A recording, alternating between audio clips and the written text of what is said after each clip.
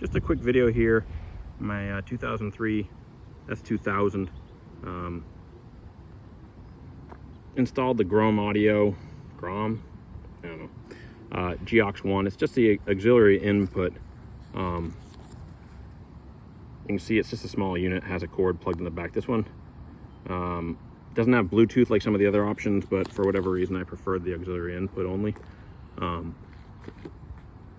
guess I've had other more advanced products just fail me in the past when software updates for phones and other things make it so they no longer work. But what we need to do here is you start with these early cars don't have that kind of raised console, so the radio door, you pull it down and really grip it basically as firmly as you can here and on the door. Feels like you're going to break it, but if you aren't yanking on it, you just put moderate steady pressure on it. You've got 1, 2, 3.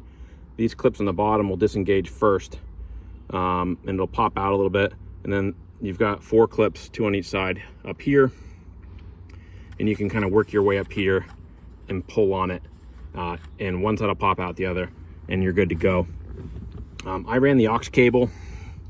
I'm not gonna be able to show how it works because my phone, I'm using it to video, but I ran the aux cable up and under there. I figure if I'm not using it, I want to kind of hide a little bit, I can just stuff it in here. It just pushes in between the carpet on the tunnel and the actual plastic. Just a note, do whoever the next person is that has to take this thing out a favor and put the code on the radio. If someone steals it, you know, they'll be able to use it, but I don't think anyone's stealing it. The unit plugs in here to where the CD changer was. I unplugged the changer and you can actually see the blue plug back there. I just push the cord back and it's out of the way.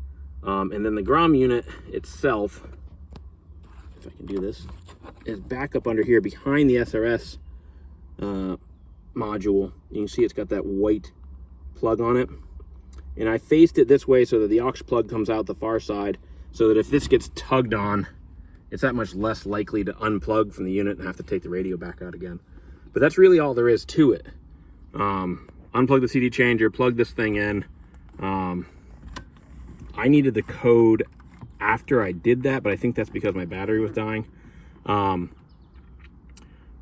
that's it. Turn it on and set it to CD changer. It'll show track 1, CD 1, and plug in your phone, and it should just go. So that's the whole thing. It's really simple. Refit the face to the radio, and away you go.